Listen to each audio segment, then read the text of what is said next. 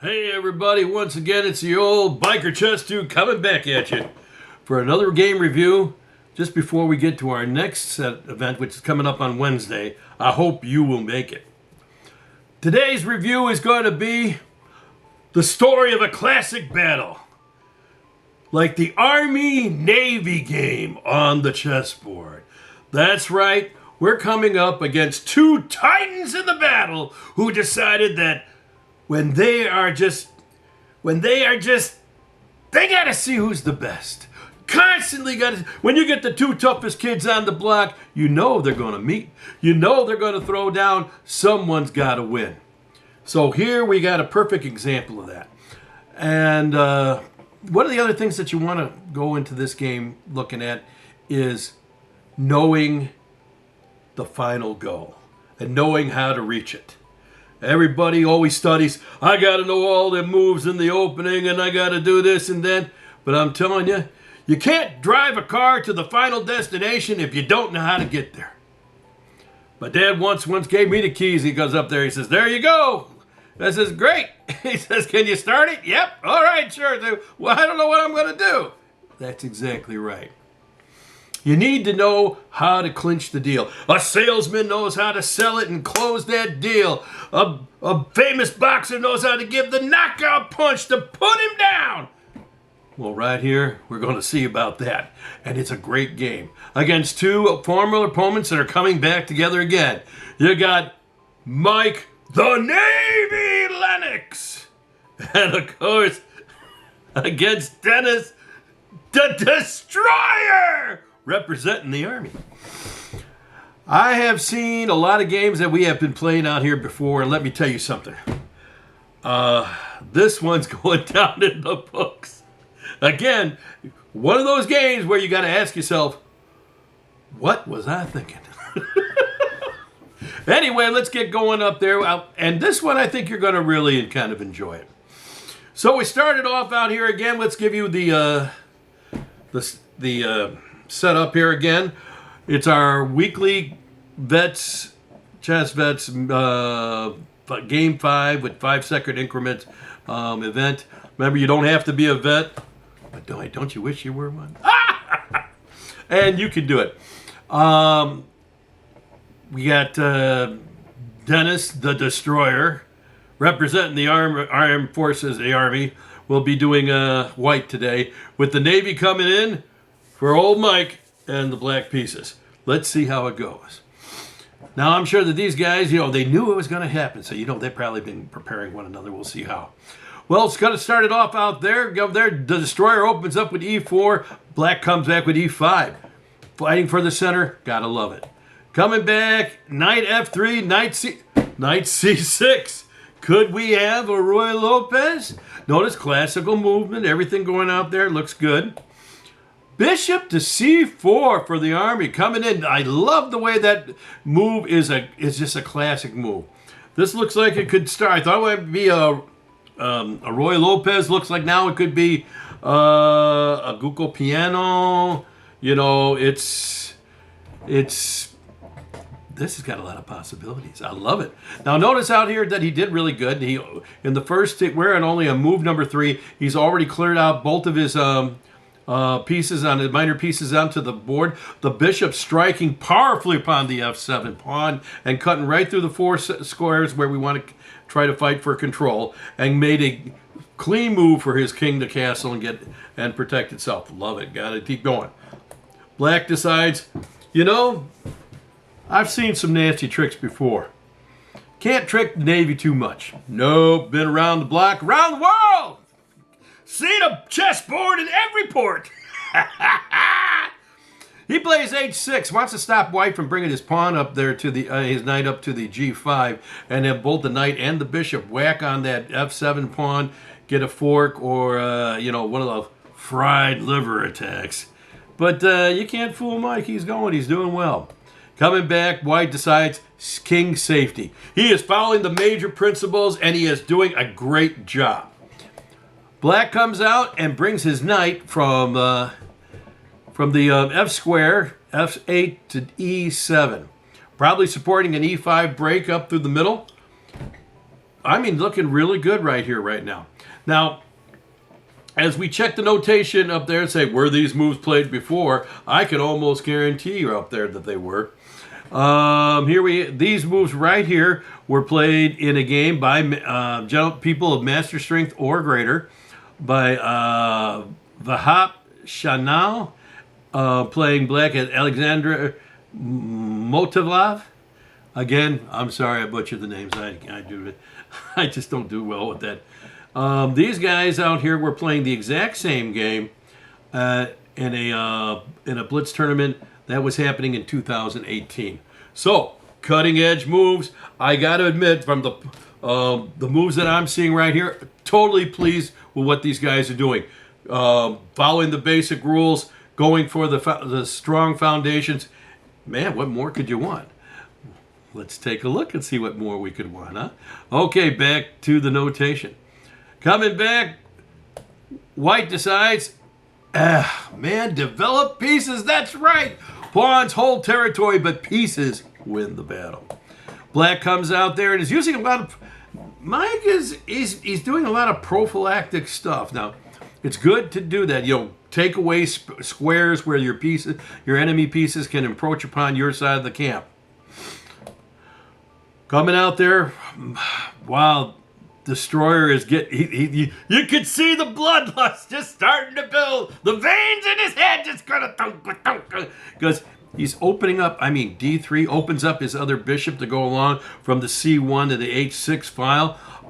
If Black castles king side, this bishop often is sacrificed to rip apart those pawns and open up some lines against the king. All that, yeah, he's doing fine. Black decides it's time to strike. All right, B5. Striking at the bishop, putting the question to the bishop, what the hell are you doing on my side of the board? Bishop's got to figure out what he's doing. Bishop says, oh, I'm sorry, I'll just step back. But notice how he maintains that strike line from the square, from that diagonal from the B3 to the F7 square. He's keeping an eye on that pawn. It's got to be good. Black now decides it's time to move his knight over a little bit and open up a line for his dark squared bishop to get into the battle. Knight to the G6. Knight has got some fine outpost prospects, including maybe even eyeing the F4 square for his knight. Not now, maybe later. We'll see where it goes. White comes up and develops another piece into the center. I am just totally pleased with the Destroyer. He is mobilizing the entire army. He's getting things together. He's increasing his lines of control. Wonderful. Black strikes back and tries to attack the knight on the B4 square. It would be pinned if his king or somebody was there, but no, he's just striking towards the knight. He says, the heck with this. The knight goes up and takes a spot on the D5 square, a very important square. Notice how the control of the square, with the help of his E4 pawn, his knight is now striking. Look at where that knight is going up there. It's taking the 6 on the C7 pawn, also striking the black bishop that was attacking him. I'm very good. Nothing. It's great. Drops the bishop back. Mike has been around this neighborhood. He's not going to get nailed for nothing. Now comes out a move that you don't see very often, and maybe it's time to make that break. When you have control of the center and more power in it, you can start opening up some lines, which is good for white because black has yet to castle. So, this little half-open file could be a problem. Black's pieces, he's got pieces open, but he's moved a couple of pieces a couple of times. White, on the other hand, has got 4 pieces developed in the enemy camp.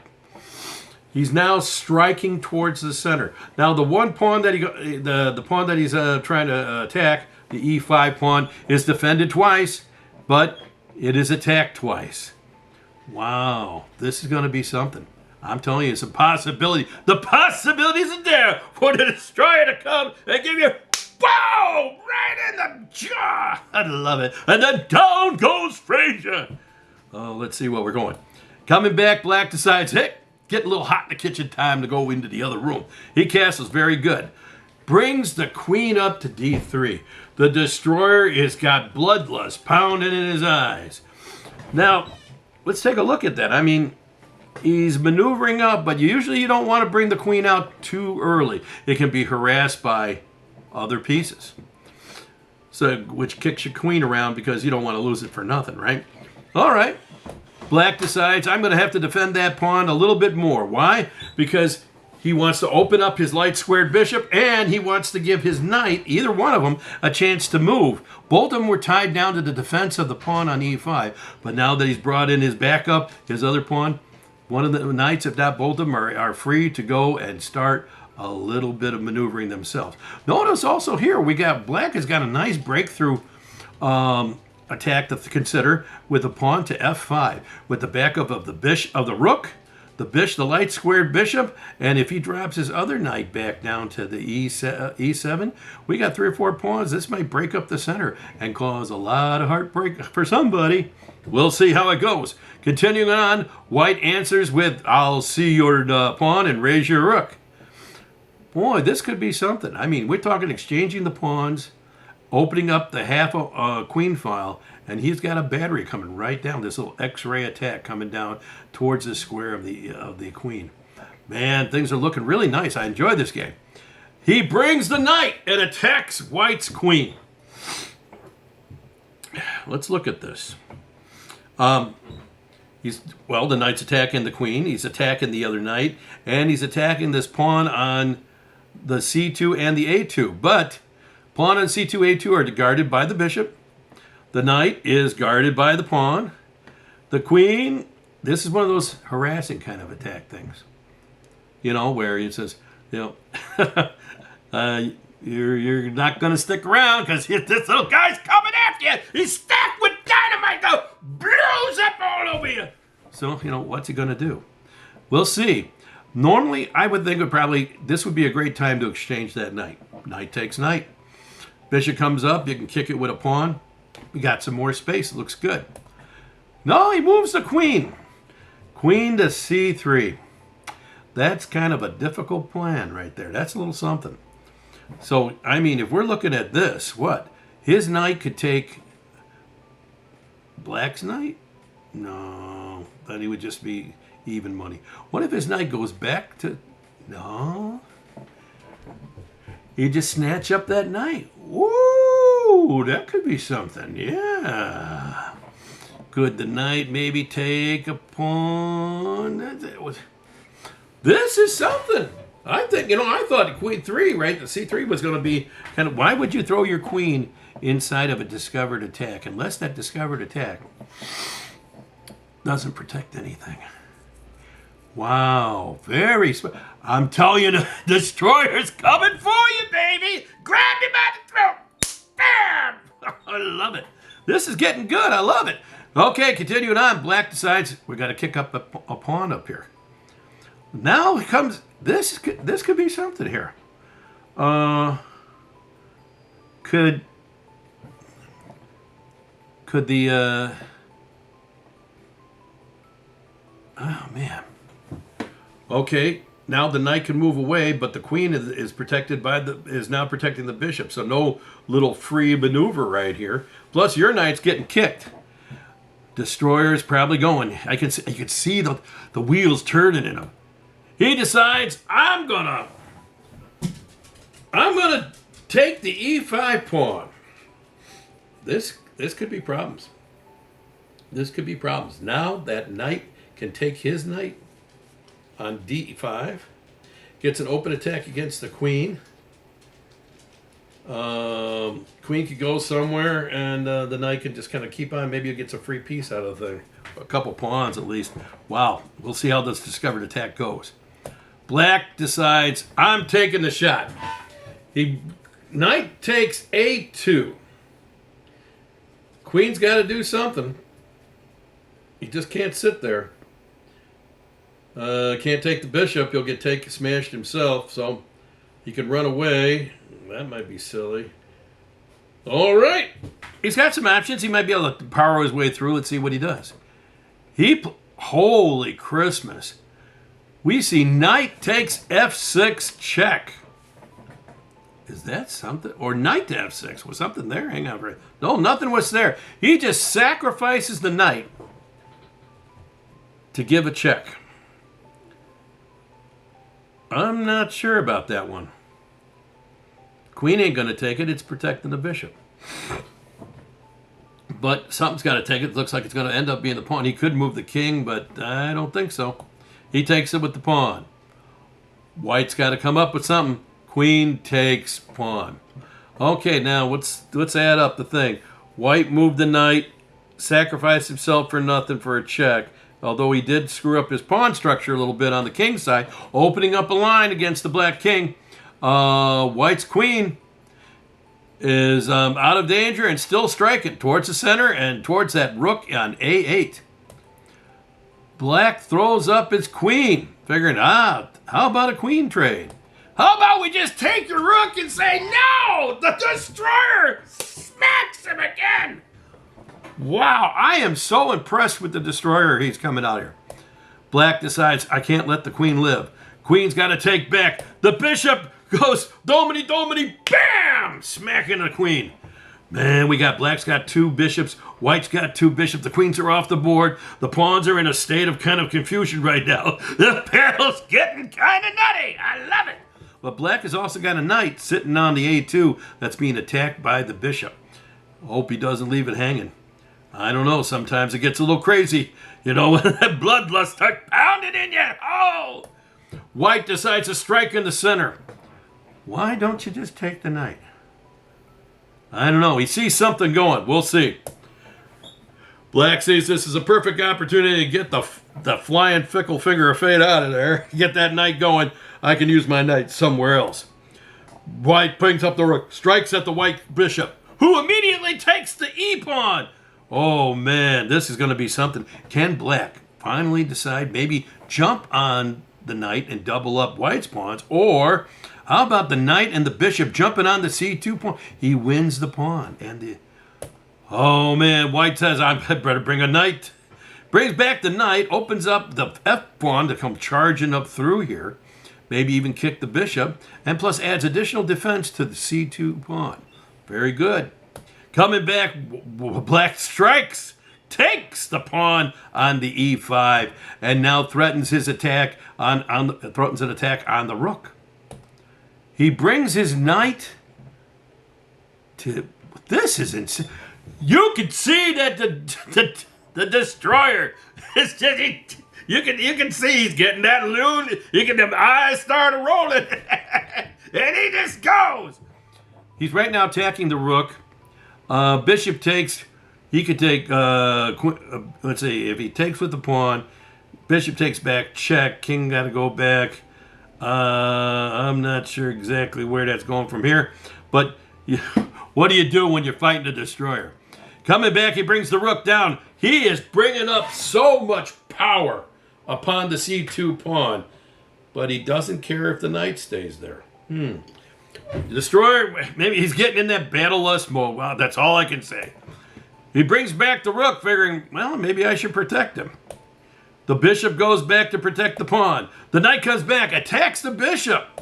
Stringing back, he decides, okay, now's the time to take that c2 pawn. Plus, he's got eyeing the bishop that's been sitting on e3. Maybe take that one out of the way. Knight takes bishop. He can't allow him to have all this extra power. He smacks around. Knight takes knight. No. I'm thinking, well, couldn't you just take him with the pawn and then unmessed up your pawns? I don't know. Okay. He wants the knight. It's got to be the knight. Navy's going down. He knows what he's doing. He's fighting. He's whipping the... He's turning the ship around. He's got to give another broadside.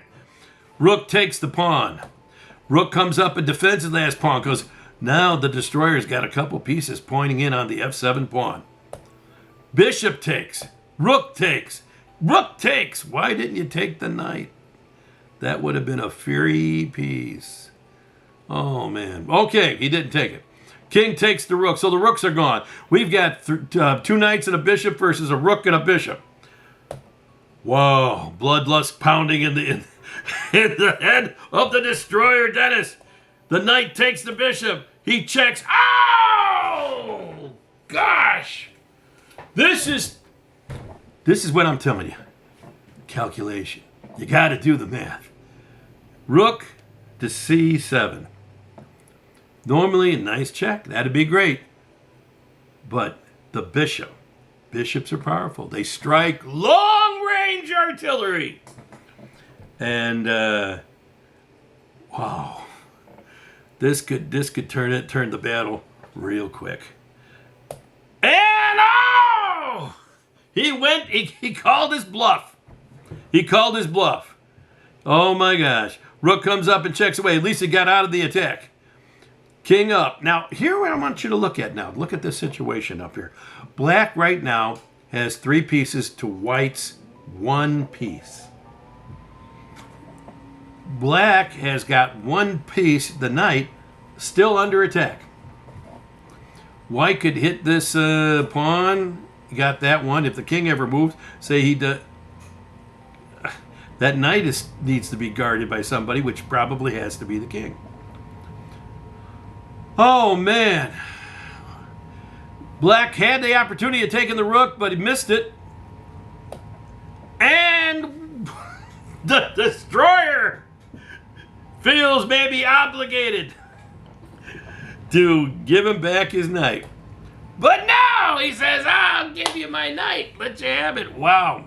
He goes after the rook again. But notice he's also got eyeing that square here on the F3. He stops with, he pins the knight. The knight goes up, checks the king. Oh, man. Here's some other activities that could have been, I'm thinking up there as opposed to that one. What if he would have just went pawn to B3 and kicked this knight? He can't move this one. Or why did he do F4, check, and fork the knight? He might have got both pieces. Oh, man. But then again, you got the bishop coming out here to B6 that could have skewered the rook and the king. Oh, my gosh. So many moves. Come out there, he checks the king goes up. The rook decides to move a square over. Knight comes down to check, he brings up his king, he takes the pawn. This is not looking good. The berserker is losing a lot of his advantage. He moves the rook back. Now we're bringing some extra moves, checking the king. He's checking the king all over the room. He's showing the power of the rook. The knights come back. If he can just coordinate his knights a little bit. But look at all this. I mean, my goodness. He's using his rook to mop up all the pawns. All right. Let's examine this move place right here. Well, black has played check with the knight. He's going to lose his rook. White has 3 pawns. Black has 2 knights and a bishop. Can you mate with a knight and a bishop? Can you mate with 2 knights and a bishop? Can you mate with 2 knights? It's possible with a knight and a bishop. Probably okay if you got 2 knights, 1 to help around. But it takes a little coordination. You have to know a little bit about the pattern that you're looking to try to get. It's unlike a rook where you can just kind of wall off, cut them down and move them down. It's going to take a while if you don't know how to do it. Oh, it could be a draw by by repeating the position, or 50 moves if you can't get him in the corner. But let's continue on. He moves the knight up, he takes the rook. Now white has only his pawns to keep him going. If black can end up killing his pawns, like he seems to be doing here, then the navy might have a chance. Navy's using everything it can in his arsenal to move the king around. Now, see, this is what I'm talking about when you're moving the knowing your end game, knowing how to close the deal, how to put the boot right in his neck, at his throat, and crush the life out of him. Oh man, we're moving around. We're on move 64. He's bringing his pieces around. Can he try to get going? White the destroyer still has a pawn. We're walking around, walking around. Black finally eliminates. The Navy finally eliminates any chance that the destroyer can win. Now this is driving the destroyer nuts. He's frothing at the mouth because he's got to try to do something. But the more he does, the more he tries to get him to it just drives him crazy. We continue on with a few more moves, but as you can see, Black is having a problem here trying to corral White's king. The pieces are good together, but you got to know the pattern of how it's done. And without it, you're going to run into the 50 move, nothing's been taken, and you could lose by that. If it's going to be a checkmate, it'd be by accident. So now we're on move 93. Black's got a shot, and from here, this is a stalemate by accident. So what did it teach us? When you're studying your games, and as we saw in the opening, the theory was good, the object of your pieces, development, control the center, go after the lines, and the first 15, 16 moves was just, I was so impressed. It was wonderful. They did a great job. Congratulations both. Then came the missing opportunities. Sometimes it's just like my ex-wife. You never know where she went, and after a while you don't care. But your missed moves, your missed opportunities, that's another story for another time.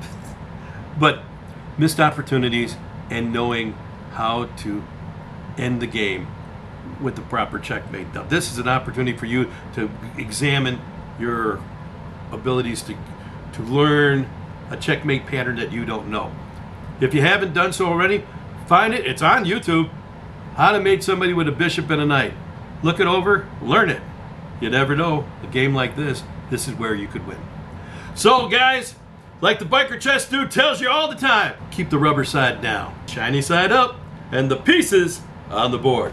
We'll see you all at the next game, guys. See ya.